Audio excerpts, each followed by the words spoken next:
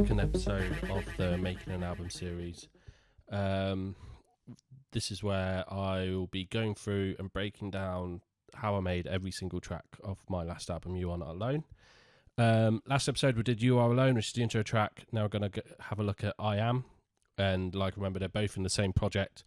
So we're now looking at this chunk of the project here. You can see by that marker. Just a bit conscious of time this time round because we're on for about an hour. I wasn't expecting it to go that long. This project is obviously a lot bigger and a lot more in depth. Might skim over a few bits. There's some bits that I kind of touched on anyway, like some of the pads and some of the cinematics because they're featured in You Are Alone as well. Also, if you left any questions or anything or comments on Facebook or D&B Talk or on YouTube, I'm recording these in advance, so I will look at them and I will address them in future episodes. So do not hesitate to leave a question. I will answer them by in a couple of episodes' time when it's kind of time's more in sync.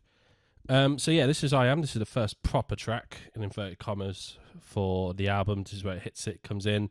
First track needs to have an impact. Needs to really get the ball rolling. Set the tone, set the theme, which we also kind of do with the intro track as well of the whole album. This one was quite a long one in terms of the concept of, so basically it all revolves around this spoken word vocal here. I am the earth, I am the air, So, which you should be familiar with. If not, go check it out on Spotify and all the places. So yeah, I wrote those vocals and programmed them into a text-to-speech program. Well, I tried various others like I did with, like I explained in the previous episode, but the words pretty much stay the same. And it's kind of like a bit of a poem that I wrote and kind of follows on. So the first album was about mankind depending too much on technology, and then it disappears. There's some kind of catastrophe, and man's kind of left by itself by the end of it. This album picks up quite a lot later, focus more around one protagonist, but this kind of introduces some kind of overarching kind of deity of sorts. There's pretty miffed at humanity for kind of forgetting their roots and stuff like that. So yeah, I had those vocals for a while, and they I've always wanted to use them in the intro track. I tried them a few other places, so this was the very first kind of iteration of the intro track here, which I've just got a bounce of and dropped it in for you to check out. I am the earth, I am the air, I am the power you try to ignore, I am the fire, I am the soul, I am the wind that you feel in the air, I am your knowledge, I am your folly, I am the system you want to erase, I am your maker, I am the instinct, I am the nature you want to replace.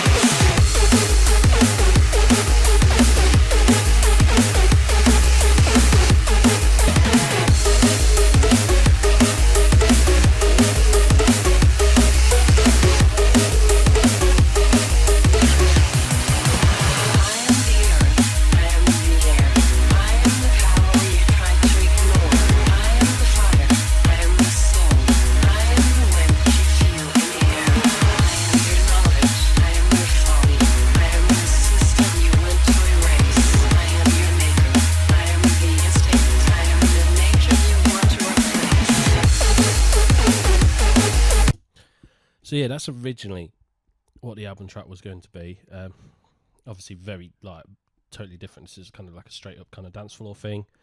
What it turned out to be is more kind of like a neurofunk track. And the only thing that really kept the same was the vocal. The build-up's a bit the same. Similar cinematics. Some stuff like the vocals filtering in here, I believe I used in this as well. No, not there. Is it this one? Yes. So I kept some of the vocal processing the same. And yeah, but I just wasn't 100% happy on that. I got a bit stuck. Couldn't really come up with like a proper intro for it. The breakdowns, I couldn't really think of anything for it. So yeah, I wasn't really happy with that how it came out. But as you can hear, the motif of those strings, I call them dawn strings. These, which also appear in the track, so they kept in there. And yeah, they're on several of the other tracks on the album as well.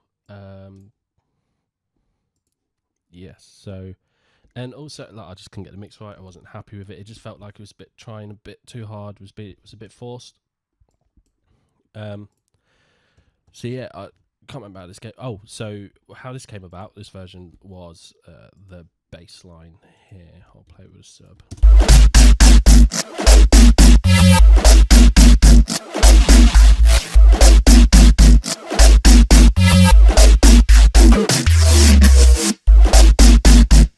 Yeah, so a very scatty kind of staccato-y, plucky bass line. These were made in FM8. So I originally got the idea. I was following Noisia did a tutorial of their track. I think it's called Reptilian. They did with Mephius and Hybris, and they made their bass sound for that in a similar process. And then I used the same kind of waveforms and used different kind of envelope shaping. So the main bass is split into 2 layers. So you got this bit.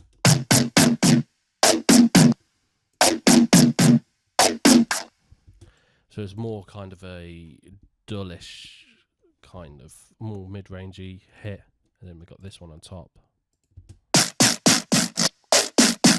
which is the top, top part of it. So together you've got, and then obviously underneath it's reinforced by sub, which is from FM8 as well.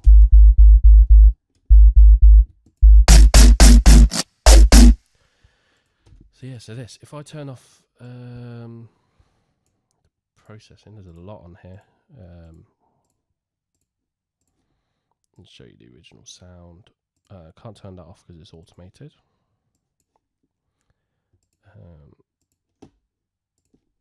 And then we have a look at this one. So this is the raw sound for the mid-rangey one.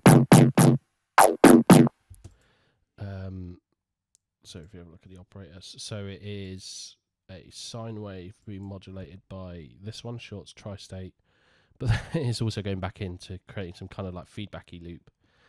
And yeah, these are the envelopes I went for. This is so this is quite a short one. So if I take that off,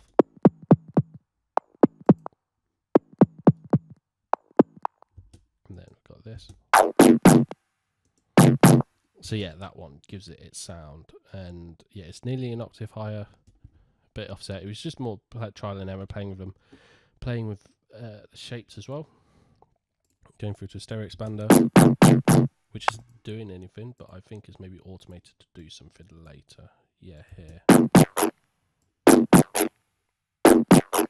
Yeah, because I think there's also some unison on here, because obviously if you put this on a mono sound, the stereo and enhancer expander, it's not going to do anything.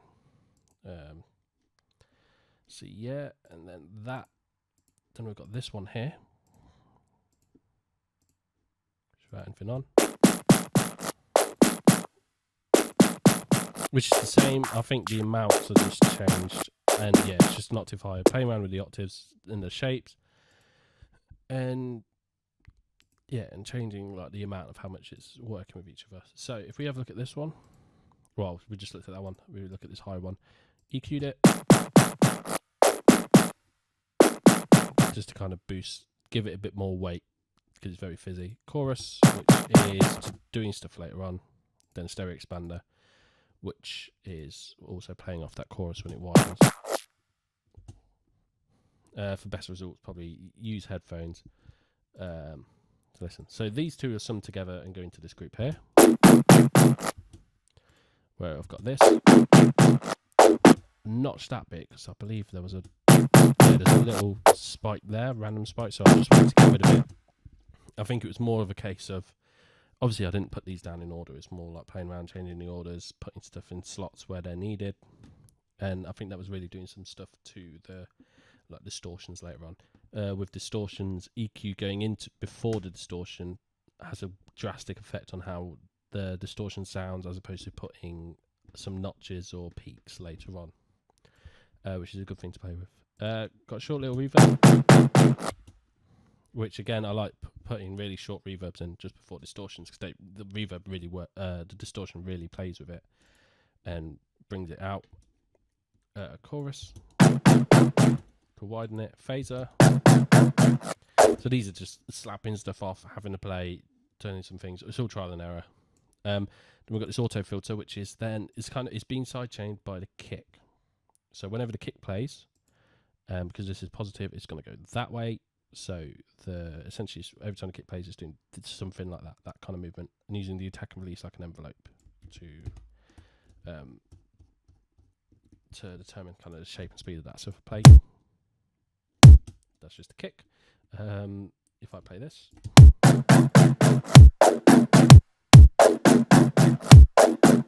so it's got quite a slow release, so that's why it feels like it's coming down when it's kind of the kicks hit, and then it's slowly coming back into shape and adding movement with the resonance. That's like a trick I learned early on, is to use this high pass kind of sweep, but I feel like everyone does that now because you can do it in Serum so easily. Another EQ, just to kind of tame some bits. Overdrive, so that's more focused on the mids to kind of give it some body. A notch, so this is an LFO, so it'll be coming down, is a ramp down, so it will start up here and then kind of travel down at the rate of 1 bar, so it's constantly going down, just to add some extra movement in. Now we've got the amp, which is one of my all-time favourite plugins in Ableton. Literally, if you're just working on bass sound or anything, even if you think you're happy with it, slap this amp on its initial preset and just see what craziness happens. Really brings stuff out, and you like create some crazy bass sounds. It's just worth playing with. Might sound like absolute trash when you put it on, but a lot of the time does some good stuff just by putting it on its default setting, and then you can work it from there.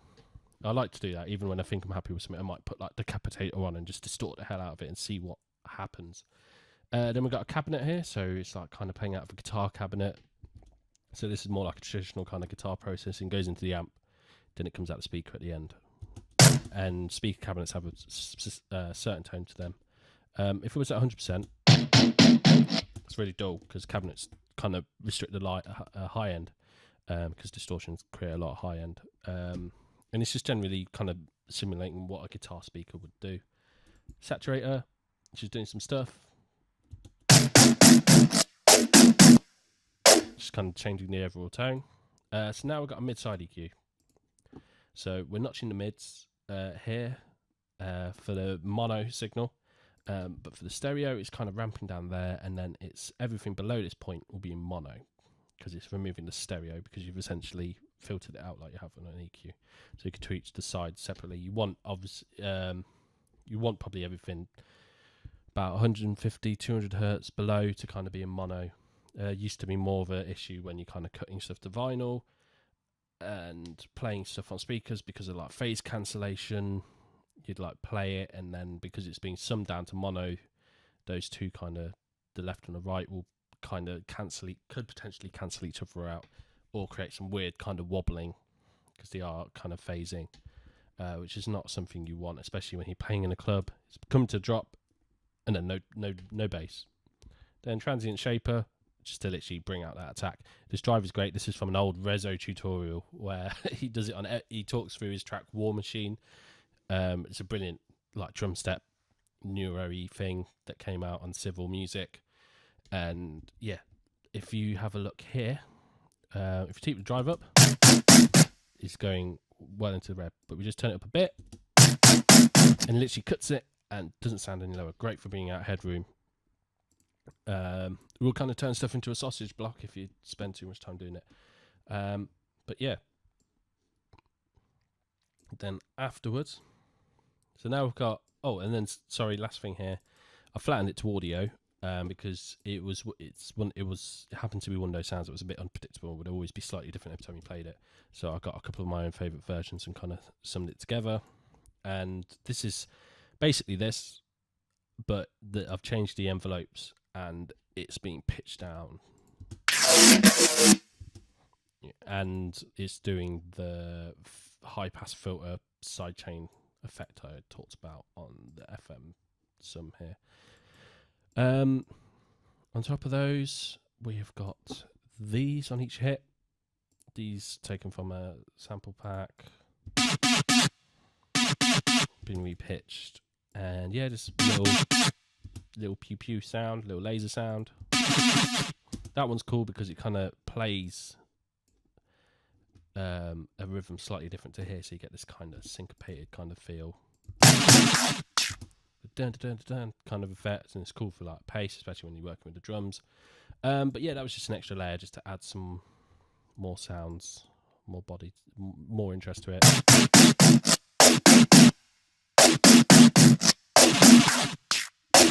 Yeah, just something like that. I think I maybe just was messing around, just trying things in, and yeah, it's just trying. There's no kind of like I need this thing needs this kind of thing, and I know exactly how I'm going to do that, and I'm going to do it this way. This would have been just playing around with the sample, got that cool sound, and be like, oh, how does that sound over the main stabs?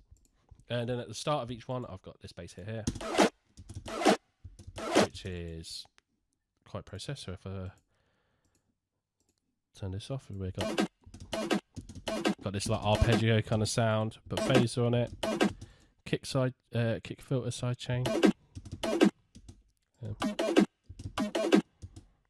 overdrive it, grain delay to pitch it up an octave, and again I've used instead of syncing it to a certain beat, because that would take it off the knock it out of time. I just use time here, so it's just slightly delayed by milliseconds, but it's fine. You don't really notice it once everything's going, and it kind of loses its kind of transients a bit, so that helps it because it's slightly out of time. If the transients are still defined, then you would get the flamming effect, because it's kind of smoothed over now. You can just kind of get away with it, and then sidechained against kick, which is another thing that helps the fact it's gone out of time. Here. Some cool bass sounds, so it'll get just pitched up using the amp again. So this is against the snare. So it's really obvious what that's doing. Then the chorus, just to widen it, and then the amp. Whilst if I put the amp beforehand,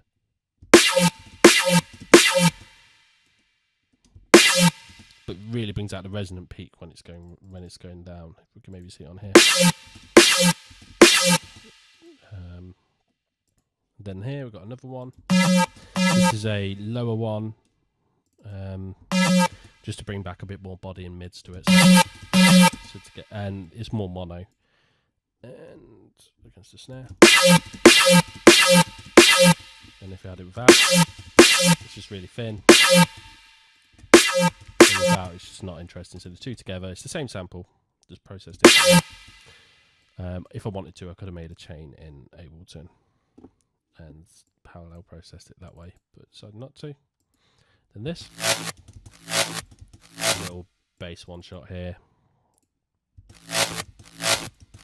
chorus to widen it, stereo expander to widen it even more. Then it all goes through to the bass group, where I have together the bass sounds like this.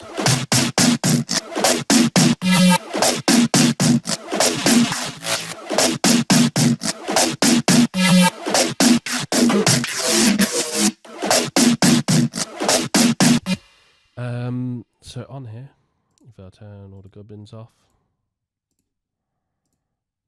is that everything? Yeah, it has a drastic effect on what's going on. So this vintage warmer, like I said, I slam it on everything as semi-driven tape. Sometimes boosting the gain's good. Also kind of brick wall limits it. Without, yeah, it's like really weak and pansy and thin here. But with this on, it's all girthy. Some EQ.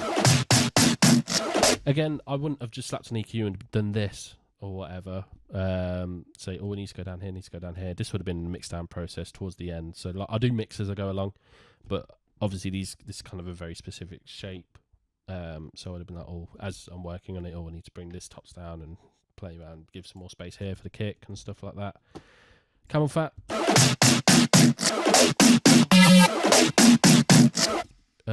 So yeah, I tend to use Camel Fat as a low cut here to roll off the low ends in my basses, because it's a pretty harsh curve down, and it's just a lot more accurate.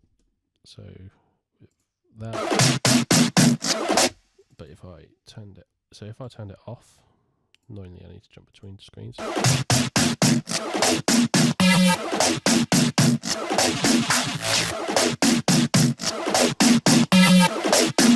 Yeah, it's just kind of cleans it up a bit. And then I think there's a tiny bit of tube or something. A tiny bit of mech distortion. Be very careful with this one because yeah, I only really put it on the slightest bit. It was like 2%. And it's also got a soft clipper built in, so nothing will ever go above 0 going into like coming out of camel fat. But then obviously once you put EQs and stuff on top, then it will start doing, it can go over again. But it's a good thing to kind of bring things back into check before things go out of hand. Sidechain, I think that's the snare. Yeah, that's one of the snares. Auto filter. So I like adding the auto filter because it just adds a little bit of extra stuff on top. Just I think it's because of the resonant peak. If it's all the way up and you leave it, it will just add a tiny bit. So if we put then turn it on.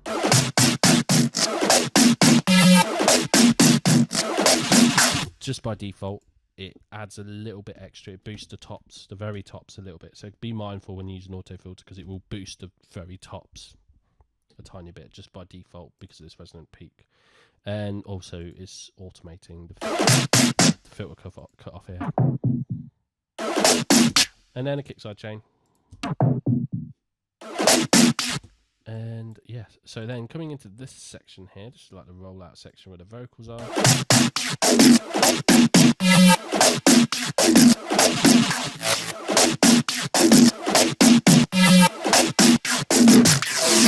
Oh no, sorry, this bit. So this one goes underneath the vocals because obviously the vocals going over here in full pelt. Like it works with like the little incidental bits here. But because of a lot of the high-end frequency from the bass, and it's just very aggressive and forward, I need for the vocals to come in to bring that bass back.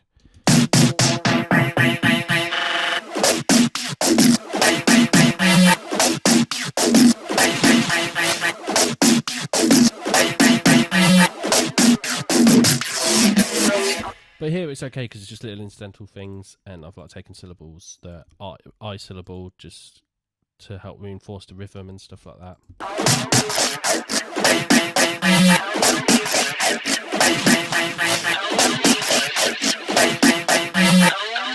And then coming into essentially like a chorus, it's kind of a lot more restrained.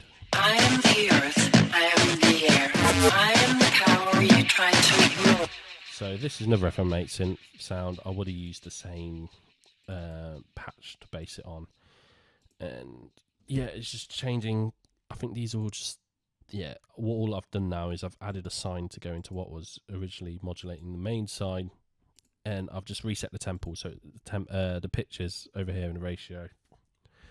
So this doesn't use semitones, it uses ratio. So what if it's at 1, it will be the note you're playing. If it will be at 2, it will be an octave above, and it's like multiples. And if it's 0.5, it will be the octave below.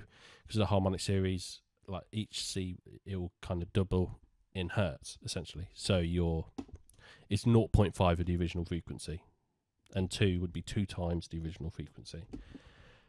But yeah, I quite like that sound. It's got a lot of kind of throat to it.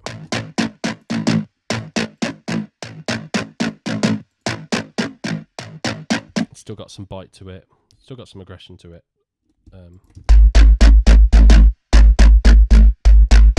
Might save that sound and use it again in another track. And then this. So that's the same laser thing, but I pitched it down 2 octaves as opposed to where it was before. No, just an octave lower than what it was. These bass stabs, these little bass fills and incidentals are still there. And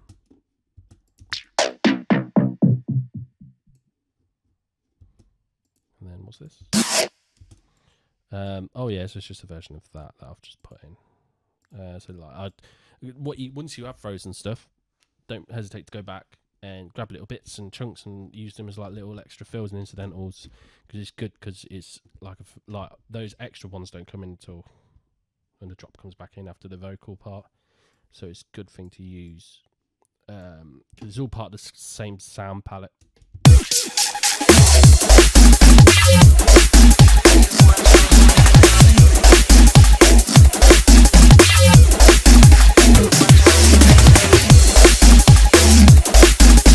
Oh, down here we just got another little.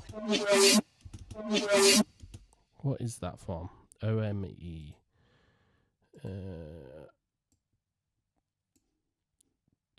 Will it be in here?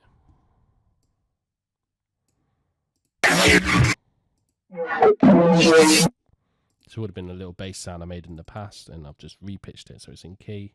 Always write down what key when you are making sounds like that, always write down what key you originally made them in, especially when there's a lot of movement in them, because even if they are moving between notes, if you know what key it's based in, and you repitch it to the key, so this was an E minor, it's going up to G sharp minor, so it's going up 4 semitones, it's still going to fit in, even if it might sound a bit atonal.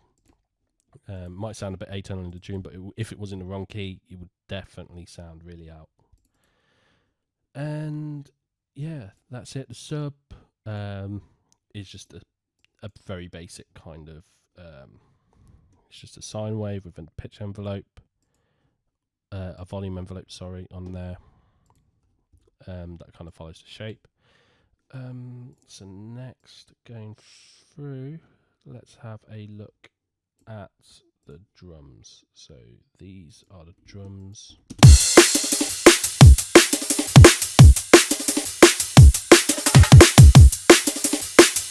So got the kick. This is a kick that I made. It's one that I used in pretty much 90% of the tracks on this album. I think the only one that maybe wasn't featured in was the Space Between, because that was at a lower tempo and one needed like a kind of bigger, more housey kind of shaped kick. So first, it's being parallel processed. So you got the dry signal coming in here, and then you've got a wet signal here. So all I've done is so I boosted the lows by quite a bit, and then slammed it into a limiter to essentially compress it. Add some nice body to it, and I've lowered the volume. Like I would have brought it down to the lowest it can go, and then brought it back into a point where I thought it was sensible. And then together, so by itself, and with the processing, and then a transient shaper, just bringing out some extra attack, and that is it. This kick would have been something I made in a previous tune also, and then brought over. So there would have been tons of processing. And yes, I know it's annoying when people say that on tutorials.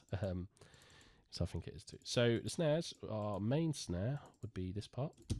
No, not that one. This one. Yep. Sample back. It's a June Miller snare, as you can tell. I think I just got this sample pack and was playing around with it and made this beat and then the bass and stuff like that. Got a snare layer on top. So this one's more of a transient and kind of clap.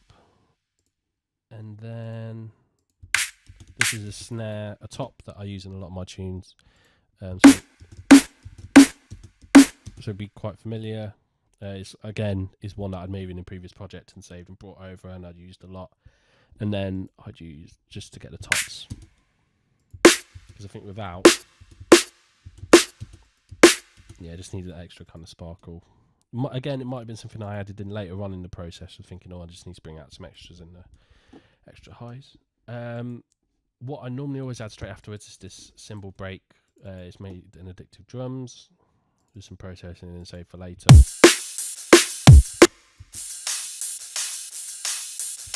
And some hats here.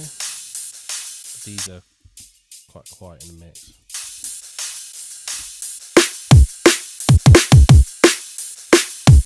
And then I just kind of played around and just added some rides and extra hat layers and stuff. Some are side chained. They're all been in the group together. They've all been. So if I turn up.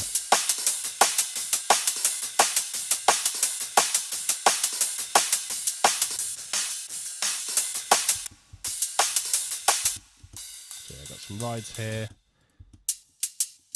Nothing really too fancy. It's just throwing loops together and just seeing how they work.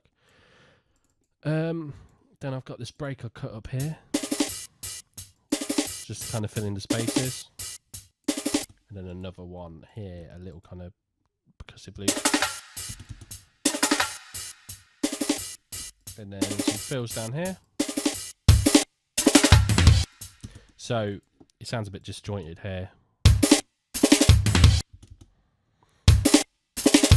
So they were different. As you can tell by the colours, they're all different loops, and I've kind of cut bits together, and it's just playing around with the arrangement, processing. There's not really all too much on this one. So this percussion, I really want this to kind of stand out when it comes in. So chorus to widen it, and then stereo expander to boost it even further. So yeah, these two bits together. Yep. But in context of the whole break, then I've got a crash here, but I always put that on a separate. I don't group that into the drum mix, just in case of processing that I might put in. I like to keep it separate and on top. But yeah, once the kick and snare are playing, it really kind of works. And again, later on here, we've got a more extreme version. Yeah.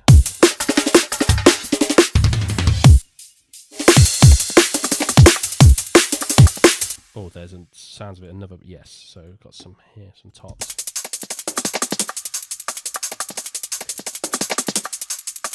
Again, it's nothing fancy. It's just loops from sample packs that I've kind of worked together. But maybe this one was from a DLR or ulterior motive one. Just to kind of bring the pace in for the second 16. So about quite open sounding without, but then once it comes, it really fills in. Now some pace. Also switched with the kick pattern as well, added an extra kick as well in certain places.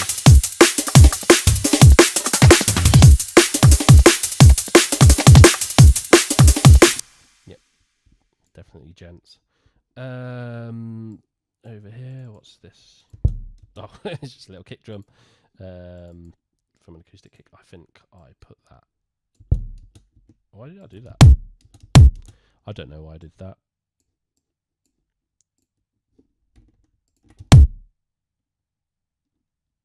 No idea. Little kick build here. Using the main kick. But what I would have used the original unprocessed version of the kick, I believe. Because it would be a bit weaker, and I always put my kick builds on a separate channel. So I will get the kick that I'm working on, take it to another channel, either take off some of the processing or all of it like I did here, have it a bit quieter, like you can see here it's at -4, whilst this one's probably still at 0, yeah. Just so that when it drops, the first kick will have impact, especially if the kicks are constantly rolling all the way through to drop. So imagine they carried on rolling here and just went straight into the drums. You can definitely hear that first kick, whilst if it was the same process and the same level, it's not going to have that impact. So that's the drums, nothing too. There's more tracks later on with more kind of technically mixed drums and created ones. Yeah, that's the basses. Over the top, we've got various incidentals, like little fills here.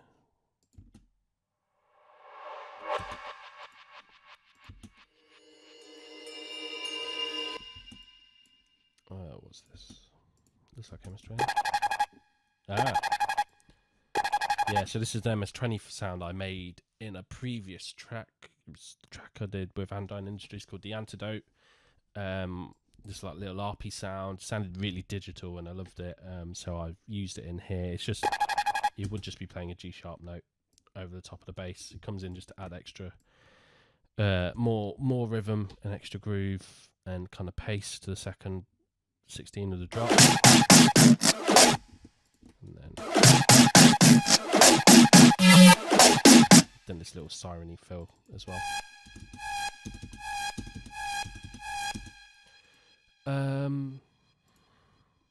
Yeah, I love these Vengeance tonal effects. They're great. Just quickly throw them in, sound great.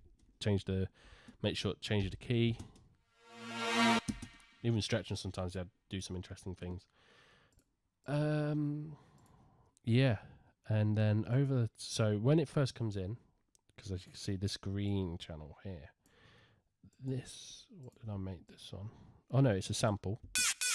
Okay, so that is the laser sound, that layer of the bass. So this is where I first made it. If I turn off the processing,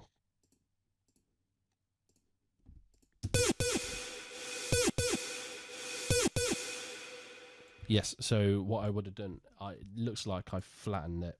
Yeah, so I did I put a version of it with loads of reverb on and rendered that as well.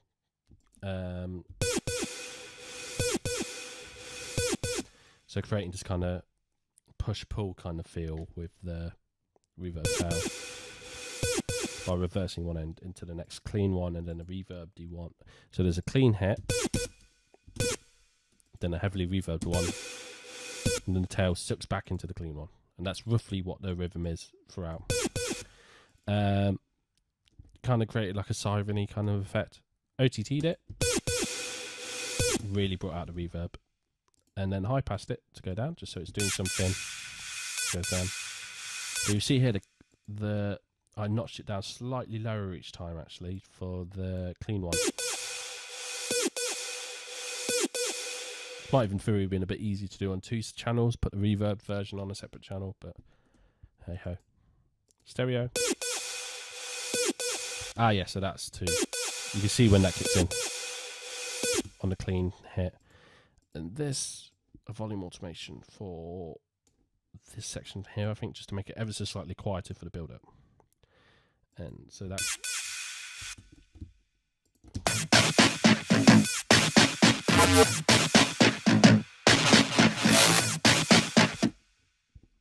Right.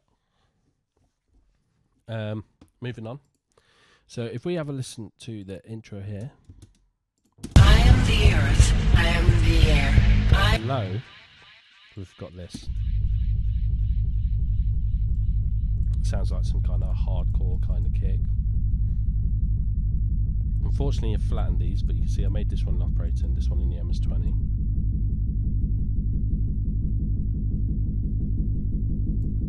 So if I remember roughly, I think this is a preset, just like a kick preset, but because it's been synthesized in the MS-20, it's pitched. It just opens up as time goes along.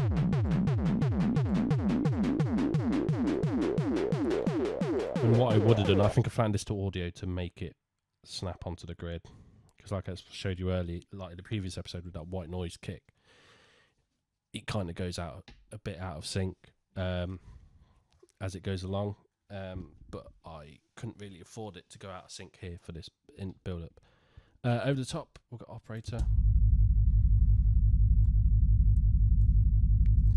It's doing this kind of pulsing sound, which what I believe would have been, I would have filtered it, but I would have used a filter on the overdrive. And if I show you an extreme sample, so this is a cool trick I like to do. Where's the most?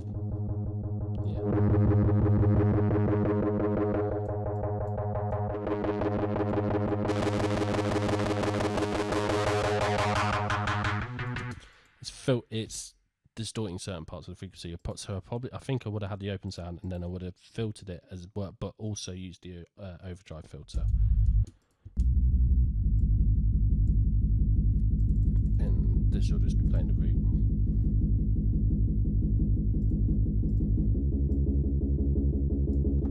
So the two together.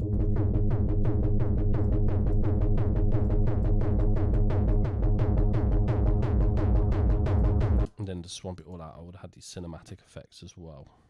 So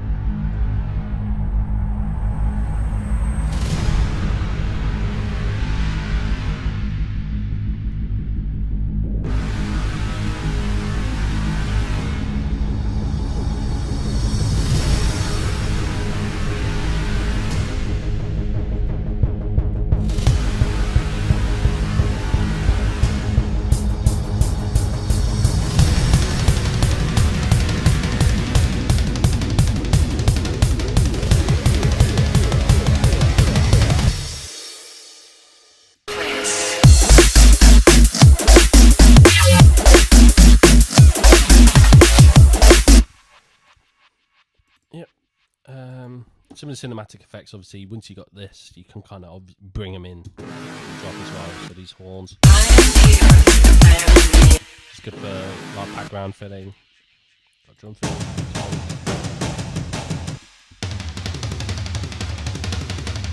The sample's nothing too fancy. If it works, it works. What's this? Yeah, just individual tom hits.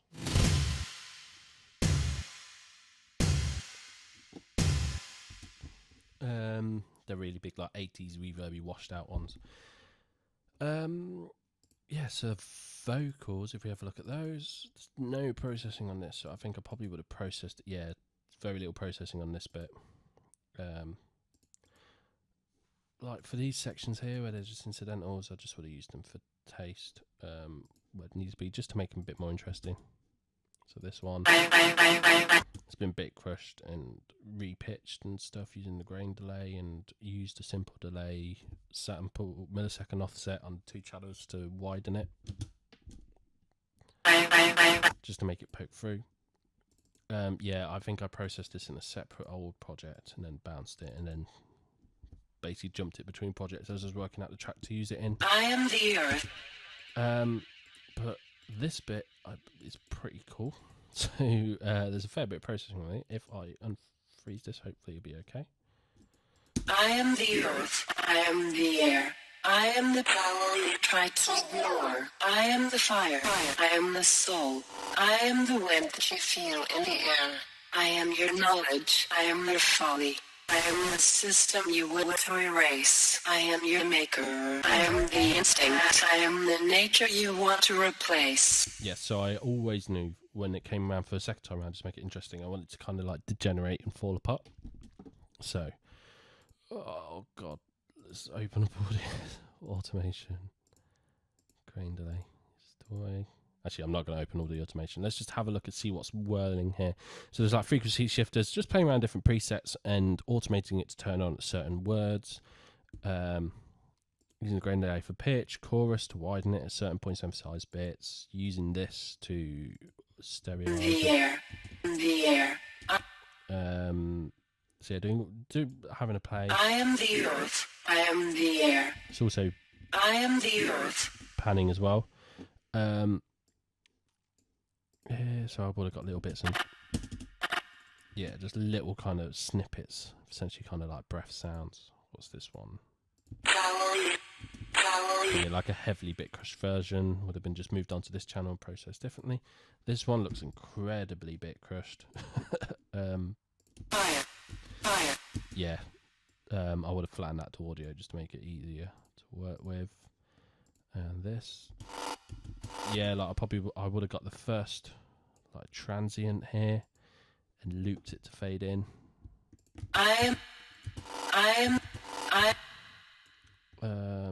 Again, what's this? Yeah, so this one is just pitched up an octave. Sounds like a creepy little child's doll that's come to life or something. I don't know. What you feel in the air. Yeah. Like, I had a whale of time doing this. Yeah, stretched, a reverse reverb into there. And again, I would have used that same reverse reverb at certain points over the drop to work as like little fills.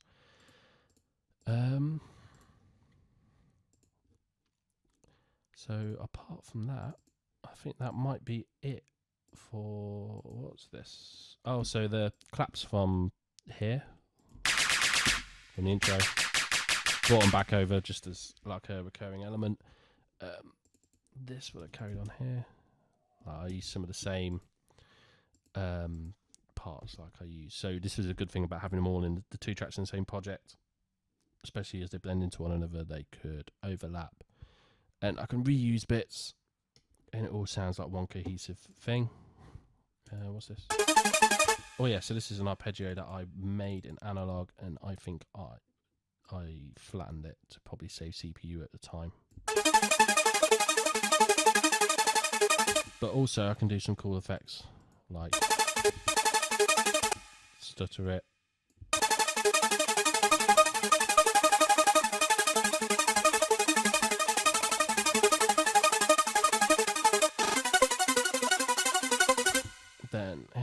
what's this? Oh, then it's the intro kind of things again. Oh, so the breakdown, if you have a look here, this is it's this one here. Where are you? It's this sound here. They're like little but I would have flattened it to audio here, and I would have extended the MIDI note all the way out.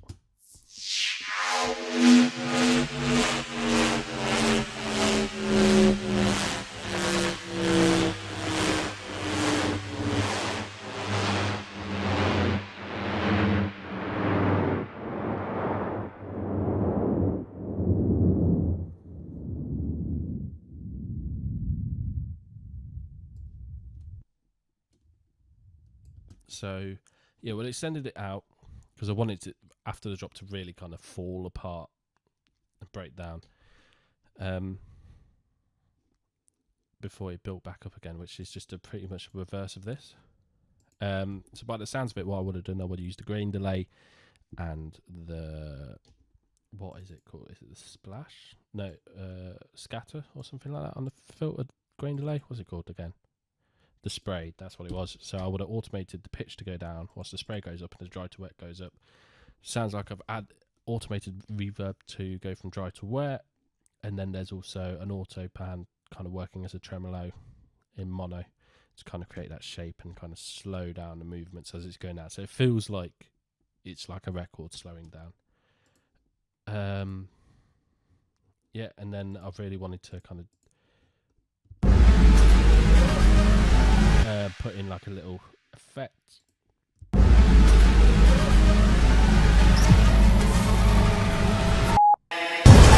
Yeah, it's a bit. I like this part.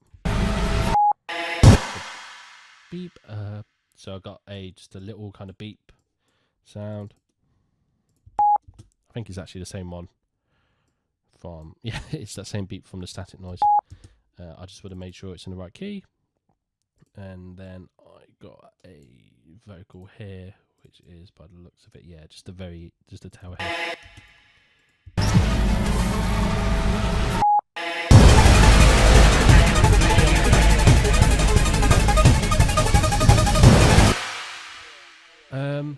Yeah, and the way the drop is different. It's ever so slightly different rhythm. I think it's a more conventional drum and bass beat, but it boom ch, yeah.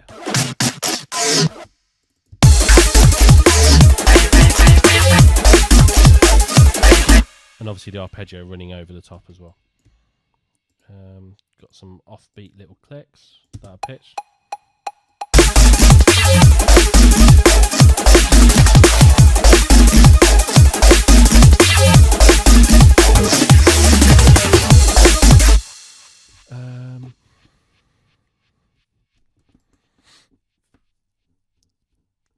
Where is it? And then yes, so there's two. So we've got this little group here called Techno. These are all kind of weird static sound effects.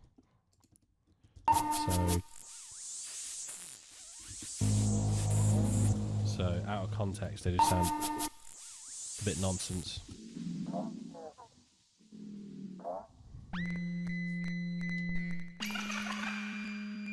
But these interplay with the vocals, so. I am the earth, I am the air, I am the power you try to ignore. I am the fire, I am the soul, I am the wind that you feel in the air. I am your knowledge, I am your folly, I am the system you want to erase. I am your maker, I am the instinct, I am the nature you want to replace. I am the earth, I am the air, I am the power you try to ignore. I am the fire, I am the soul, I am the wind that you feel in the air. I am your knowledge, I am your folly, I am the system you want to erase. I am your maker, I am the instinct, I am the nature you want to replace. Also underneath in the intro, this is a trick I like to do a lot. I don't really do it so much anymore, but it's literally a string sample from like a multi-sample instrument for just violins. I got the note, pitched it down quite a lot, reverbed the hell out of it, and then boosted the lows. It's a nice little kind of low end pad. And then this new clip to change the pitch. Only a couple bits left. So there's a cool section here with the vocals. So You want to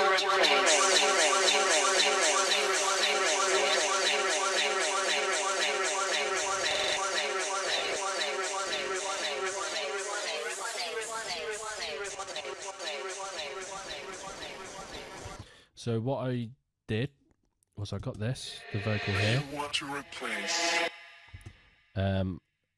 Originally there was a normal pitch vocal above here, but I rendered it out with a big tail to work with, delay tail, because I wanted the vocal to kind of like fall apart as well as the bass. So what I did, I was like, okay, what I want is the left channel to do something to the right, and I was trying to work out how to do that. What I ended up doing was I would have done so when I recorded it, I would have used utility mode, got the utility, and then chose the input as the left or right channel depending on what it was, then recorded them out separately, and then repanned them, because then they would record in mono, and then I would repan them left and right. You want to replace. And then that gives me, then I can work with them separately.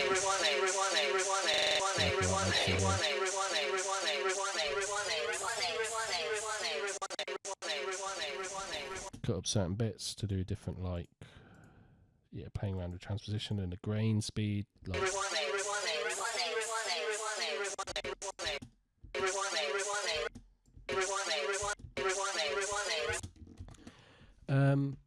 And then the same again on the other side. You want to replace. Playing around, just prattling about basically.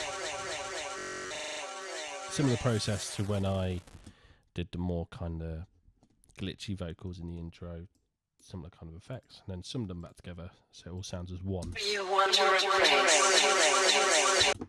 Play that with the bass that's falling apart. You want to replace.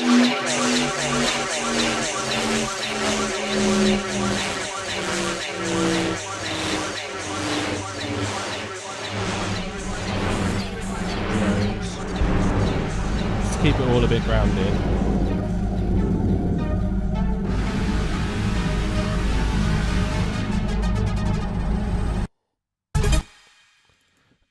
Here we've also got the arpeggio, but I would have automated the MIDI instrument to increase speed, and I think like unsynced, so it kind of built up, just added to it.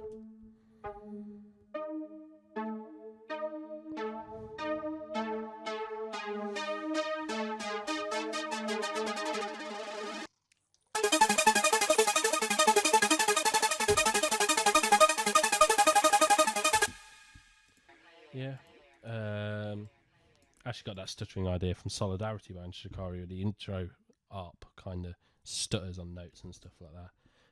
You could MIDI it in, but if you cut it in audio, you get like the reverb stuttering as well, and you do a loop. So you really get that kind of digital feel, which is what I wanted with this. And then finally, we go to the outro. I am the nature you want to replace. On the sand, half sunk, shattered village line, with frown and wrinkled lip and sneer of cold command, tell that its sculptor, well those passions red which yet survive, stamped on these lifeless things, the hand. My name is Zamandi. So this is a poem called Ozymandias by Percy Shelley. I work as a teacher day to day, GCSE, so 14 to 16 year olds.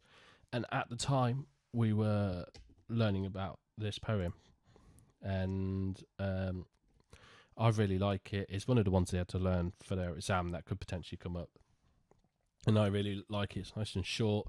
It also, like, it's about a king that once was, and what's left of him is like a statue that's all kind of faded. No one really remembers who he was. He wanted to be remembered, and he's basically left nothing. And it seemed like it was quite suitable to go with the deity that's kind of doing the monologue, spoken word, spitting some sick AI bars. It sounded like fitting to put it there. So if you have a look here, I did something. So what I did, I found a recording of it on YouTube, someone just reading it out, and then I plugged my phone into my audio interface, just like literally out of the headphone port, and as it was playing, I wiggled about the wire, so you're left with all these weird kind of crackles. I met a traveller from an antique land who said, "Too vast and trunk on the sand, sunk a shadow stamped on these lifeless things. King of kings."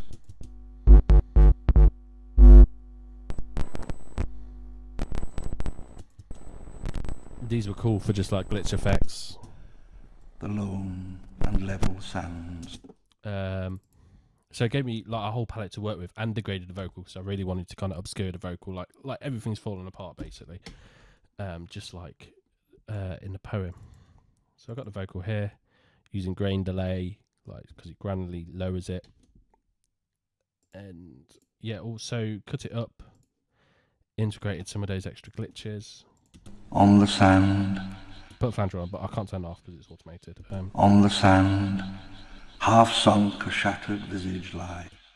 Tell that its sculptor well those passions read which yet survive, stamped on these lifeless things that mocked them. My name is Amanda. So yeah, that was intentional. I cut it up because I wanted to kind of obscure the name just to make it a bit more ambiguous. Amanda, Like not really to put a face on the story, if that makes sense. King of kings. But yeah, grain delay to lower the pitch. On the sand, half sunk a shattered visage lie. And despair, whose frown Noise gate, just and to kind of wrinkled lip to clean it up a bit. and sneer of cold command, Bit crusher, compression, EQ, and a limiter just in case. whose frown and wrinkled lip. And then I just lowered.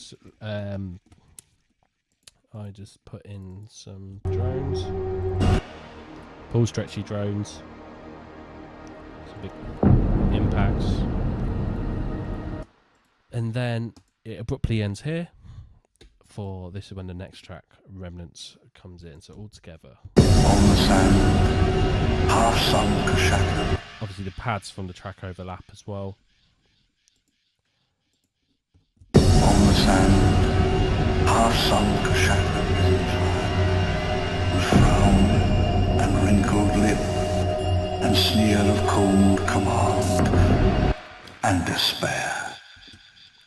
And then, yeah, that's the end of that track. And then it would, on that beat there, drop straight into Remnants,